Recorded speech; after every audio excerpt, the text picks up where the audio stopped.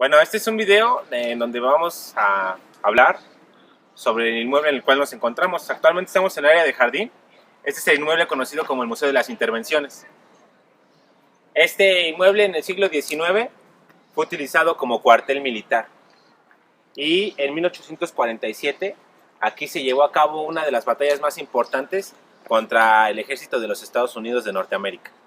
El tema central del museo gira en torno a los hechos que fueron conformando la identidad nacional y la actual política exterior mexicana, la cual está conformada en dos conceptos básicos: la no intervención y la autodeterminación de los pueblos. En las salas de exhibición permanentes se exhiben cronológicamente las intervenciones sufridas en México durante los siglos XIX y XX. Entonces, acompáñenme, vamos a ver el museo. Bueno, nos encontramos al interior del Museo de las Intervenciones. Estamos en el área de jardines. El tema fundamental que trata este museo es de cómo se reconstruyen las formas de resistencia mexicana contra las intervenciones extranjeras y se explica en orden cronológico los orígenes de las expansiones estadounidenses. A continuación, iremos visitando cada una de las salas. Bueno, ahora vamos a hablar acerca de la historia del inmueble.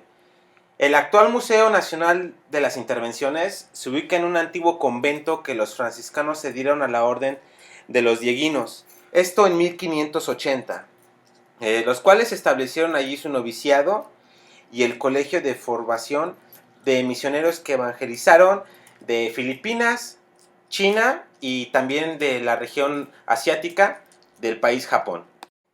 Bueno, el inmueble conocido como el Museo de las Intervenciones consta de dos niveles, planta alta y planta baja. Esta última presenta una recreación de la vida conventual de los siglos XVI al siglo XIX. Por otra parte, tenemos que la reflexión central gira en torno a los hechos que fueron conformando la identidad nacional y actual política exterior mexicana, fundamentada en dos conceptos: la no intervención y la autodeterminación de los pueblos, considerando que el museo cuenta con un acervo importante de arte sacro de los siglos XVII al XVIII. Uno de los espacios relevantes de este museo es la cocina del convento de Nuestra Señora de los Ángeles. Un sitio importante para todo convento, ya que la cocina es el lugar donde preparaban los alimentos de la comunidad y los que ofrecían a los viajeros y también a los peregrinos que llegaban a hospedarse a este sitio. La cocina era un lugar para la vida comunitaria. De sus hornillas, asadores y fogón salían los más variados platillos que alimentaban a los frailes del convento. La cocina fue también un lugar de intercambios culturales y del mestizaje. De cocinas como esta surgieron los sabores, olores y viandas que incluso hoy reconocemos como nuestro entorno mexicano. Ahora pasaremos al área denominada como refectorio del convento. De acuerdo con la regla de la orden, los alimentos tenían que ser consumidos en forma comunitaria en el refectorio. Todos los frailes se reunían a las horas que marcaban las constituciones y ocupaban el lugar que tenían asignado en la mesa. En ciertas fechas, además de acompañar la comida con lecturas edificantes, un grupo de frailes o laicos podían interpretar algunas piezas musicales. Los días de fiesta, la mesa de los franciscanos se veía colmada de deliciosos platillos. Las grandes mesas donde comían los frailes se encontraban distribuidas de la siguiente forma. Las que estaban paralelas a lo largo de los muros, en ellas se sentaban los estudiantes y los frailes, mientras que las que se encontraban en una posición transversal a las primeras, ocupando la cabecera del refectorio, eran asignadas al prior del convento y a los invitados ilustres que a él asistían.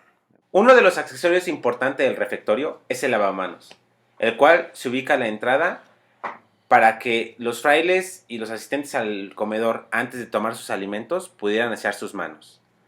El aseo de las manos lo recomendó San Pacomio, teólogo del siglo VI, esto como parte del ritual en los monasterios. Una de las exposiciones temporales en este museo es el arribo de la masonería a México.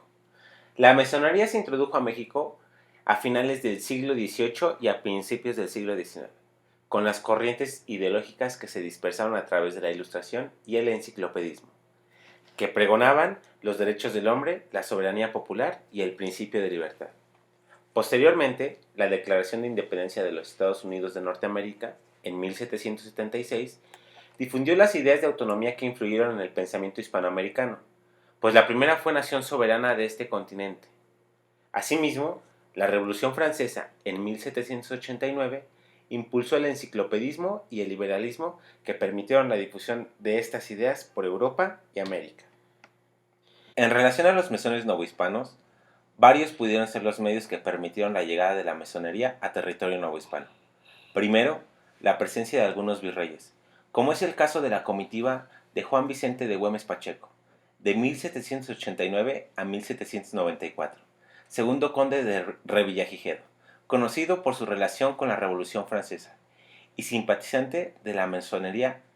Asimismo, en el séquito del rey Juan O'Donoghue, en 1821, quien se distinguió por su pensamiento liberal, que era acompañado por algunos españoles, jefes y oficiales de la masonería que formaban las tropas expedicionarias, lo que permitió la propagación de las logias escocesas por las provincias mexicanas. Con la aplicación de las bulas papeles de Clemente VII en 1738 y Benedicto XIV en 1751, se prohibía la masonería en España y en sus colonias, donde se siguieron varios procesos inquisitoriales contra mesones o personas que tuvieran alguna relación con ella. Entre 1760 y 1795, por decreto, la corona se encargó de vigilar e investigar a los que venían de Europa huyendo o ya radicados en Nueva España y que se encontraban bajo sospecha. En relación a la conspiración de Querétaro, en la zona del Bajío comenzó a organizarse una conjura. Las reuniones clandestinas se trasladaron a la ciudad de Querétaro, donde se sumaron un grupo de letrados, pequeños comerciantes y algunos militares realistas, siendo encabezadas por el corregidor de la ciudad, Miguel Domínguez, y su esposa Josefa Ortiz. También participaron los capitanes Ignacio Allende y Juan Aldama. Se invitó al cura Miguel Hidalgo a incorporarse a la conspiración, quien aceptó por su inclinación a las ideas liberales. El grupo conspirador pretendía alzarse en armas el 8 de diciembre de 1810, en San Juan de los Lagos, Jalisco, pero fue denunciado el 9 de septiembre de este año. Al día siguiente se supo el corregidor Domínguez que la conspiración había sido descubierta, por lo que de inmediato lo comunicó su esposa, que a su vez previno a los conspiradores. Así, Hidalgo promovió el levantamiento de los indígenas, mestizos y criollos en contra de españoles ricos. En la mañana del 15 de septiembre de 1810, mandó a tocar las campanas de su parroquia para llamar a misa. Su llamado es conocido como el Grito de Dolores, comenzando la primera etapa insurgente denominada como iniciación. Posteriormente, el grueso del ejército rebelde fue derrotado el 7 de enero de 1811 por Félix María Calleja en la batalla de Puente de Calderón. En Coahuila, el 21 de marzo del mismo año, fueron capturados Hidalgo y Allende, quienes fueron conducidos a Chihuahua, lugar donde los fusilaron y juzgaron. En relación a la masonería de la Guerra de Independencia, bajo la mascarada de tertulias literarias, se efectuaron reuniones clandestinas en la Ciudad de México y en distintas regiones del centro del país, donde el pensamiento masónico vio los primeros brotes de rebelión. De tal modo, las grandes logias de la masonería trabajaron en Querétaro y luego se expandieron a San Miguel del Grande, San Felipe Salamanca, Irapuato, Celaya, San Luis Potosí y Guanajuato, donde elaboraron un plan de acción para la Guerra de Independencia. Las medidas populares de la corona española para los novohispanos produjeron una crisis financiera que repercutió en la administración del virreinato. La explosión del trabajo y la falta de derechos generaron un descontento, que se vio materializado en las primeras conjuras. El museo cuenta con dos plantas, como ya habíamos mencionado. En la planta baja se muestra la vida del convento en los siglos XVI al XIX. Asimismo, una exposición acerca de la masonería en la independencia de México y cómo ésta influyó para lograr nuestra independencia. Ahora nos dirigimos a la planta alta del inmueble, donde veremos la historia de las intervenciones en México, las cuales fueron de 1829 a 1916. Sabremos de estas intervenciones mediante exposiciones de óleos, litografías, banderas, armas, documentos y mapas, entre otros objetos. Dentro de esta muestra destacan las salas dedicadas a la intervención norteamericana de 1804 1846 a 1848 y la sala dedicada a la intervención francesa de 1862 a 1867. Cabe mencionar que entre mayo y julio de 1847 el exconvento de Churubusco fue convertido en fortaleza militar. Los monjes dieguinos abandonaron el lugar. Las tropas de los generales Manuel Rincón y Pedro María Anaya prepararon la defensa de Churubusco. Enfrentaron a las tropas de Estados Unidos, intentando detener su marcha sobre la Ciudad de México. El ejército invasor avanzaba desde Veracruz, siguiendo la ruta de Cortés. Su llegada era inminente. En los alrededores del exconvento se libró la batalla de Churubusco, el 20 de agosto de 1847.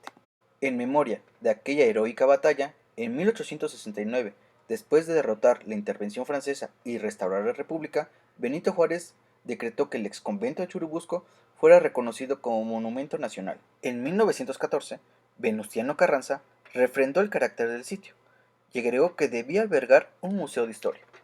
¿Qué mejor lugar que el exconvento para reconstruir la turbulenta historia de México en el siglo XIX, de las intervenciones extranjeras que sufrió nuestro país y de cómo nuestro país defendió su independencia, construyó la patria y la nación mediante circunstancias extremadamente adversas, entre enfrentamientos de liberales y conservadores, divisiones y ambiciones desmedidas, las cuales dieron el surgimiento de hombres que parecían gigantes? Triunfó la República Federal y laica. Estamos en la sala dedicada a la independencia de México, la cual nos cuenta que, descubierta la conspiración de Querétaro el 16 de septiembre de 1816, Miguel Hidalgo llamó a la lucha por la independencia acompañado por Allende, Aldama y una docena de hombres. En una semana se incorporaron a sus filas decenas de miles.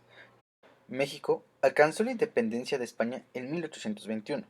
Cansado por 10 años de guerra, empobrecido, así iniciaba la construcción de la nación. Enfrentó, desde ese momento, el acoso de las potencias extranjeras, necesitadas de recursos naturales, mercados donde colocar sus excedentes de producción, territorios para desbordar a su población o enclaves políticos, que facilitaban su influencia en el continente americano. En los primeros 17 años de vida independiente de México, sufrió el ataque de dos naciones europeas, Francia y España. En los primeros años de vida independiente de México, enfrentó una serie de conspiraciones que pretendían restituir el dominio de la corona española en todo nuestro territorio. Diversas conspiraciones motivaron la expulsión de todos los españoles avecindados en el país. El rey Fernando VII organizó una fuerza militar para que reconquistaran lo que él continuaba llamando la Nueva España. El 26 de julio de 1829 desembarcaron en Cabo Rojo, Veracruz. El presidente Vicente Guerrero comisionó a los generales Antonio López de Santa Anna y Manuel Mier para que combatieran a las fuerzas invasoras, que las derrotaron en la expedición de Barradas.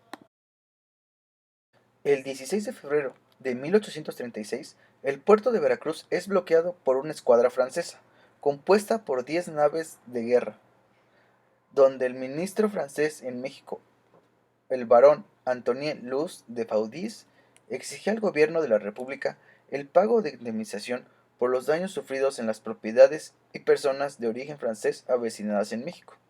Entre los que reclamaban una indemnización estaba un pastelero que tenía su negocio en Tacubaya, el cual había sido asaltado por unos mexicanos. Decía que entre lo que se habían comido y lo que rompieron, había perdido 60,000 pesos. Por esa razón, el pueblo llamó a esta intervención la Guerra de los Pasteles. Ahora estamos en la sala dedicada a la intervención norteamericana de 1846 a 1848. En esta sala se presentan, en primer término, las razones por las cuales se perdió Texas, que al ser anexada a Estados Unidos, propició el inicio de la guerra con México. Se explica que la resistencia fue sostenida fundamentalmente por el ejército en los frentes norte, oeste y centro del país, y que, una vez derrotada en aquella, se firmó el Tratado de Paz, con el que México perdió más de la mitad de su territorio original. Finalmente, con la cesión de la Mesilla, culminó la última mutilación del territorio mexicano. A lo largo de 1846 y 1847, el ejército norteamericano abrió varios frentes de guerra y avanzó en territorio nacional. Los combates fueron desiguales y sangrientos. La defensa fue heroica. El 14 de septiembre de 1847, las tropas invasoras ocuparon la capital e izaron la bandera de Estados Unidos en Palacio Nacional. Fue una guerra de invasión, injusta y desigual que México perdió. Aquella guerra definió el rumbo y el destino de estos dos países. Ahora entramos en un pasillo en el cual nos muestra las banderas de México de 1846 a 1848. El 19 de abril de 1823, el Congreso Constituyente decretó el diseño de la bandera nacional. Conservó los colores de la bandera trigarante, verde, blanco y rojo, y los ordenó en forma vertical. Al centro, sobre un campo blanco, fue representado el escudo, un águila posada sobre un opal devorando una serpiente. Cada bandera y estandarte expuesta representa el momento de la historia de nuestro país y es símbolo de la lucha por la soberanía nacional. Esta es la asada dedicada a la intervención francesa de 1862 a 1867. Con el triunfo de la República después de la Guerra de 3 años, Benito Juárez fue electo presidente. Cuando los liberales recuperaron el poder, la situación del país era catastrófica. La guerra no puso fin a la división entre liberales y conservadores. La crisis económica se exacerbó, las deudas contraídas por liberales y conservadores incrementaron la deuda externa y los países acreedores exigían el pago. Juárez decidió suspender el pago de la deuda durante 2 años. Napoleón III de Francia vio la oportunidad de invadir México y expandir su influencia en América mientras Estados Unidos libraba la guerra de sucesión. Francia, España e Inglaterra rompieron las relaciones con México, formaron la alianza tripartita y enviaron tropas. Inglaterra y España se retiraron. Francia no cedió. Su decisión estaba tomada. En abril de 1862, el ejército francés inició la guerra de intervención. Los conservadores vieron en Napoleón III de Francia la posibilidad de traer a México un emperador y derrocar a Juárez. Francia otorgó el apoyo militar y económico a la empresa imperial. Maximiliano de Habsburgo y Carlota llegaron a Veracruz en 1864. El presidente Benito Juárez sostuvo su gobierno, encabezó y organizó la defensa de la República, frente a la intervención junto con el ejército republicano y el pueblo de los chicanos. Maximiliano fue apresado y juzgado y fusilado en el Cerro de las Campanas el 19 de julio de 1867. Con Juárez, la República triunfó, puso en vigor la Constitución de 1857 y las leyes de reforma. México reafirmó su independencia. Juárez restableció su gobierno en la capital y por lo tanto restauró la República. A través del Museo Nacional de las Intervenciones corren paralelas dos historias. La primera habla de la defensa de la nación en contra de las intervenciones extranjeras, mientras que la segunda habla de la construcción de la República. La vocación de este museo es didáctica y lo lleva a presentar al público una museografía viva y dinámica que se encuentra dividida en dos recorridos. El primero es conventual y el segundo habla de intervenciones. Mi compañero José Antonio Frías Miranda y yo, su servidor Carlos Guerrero Reséndiz, agradecemos la atención prestada.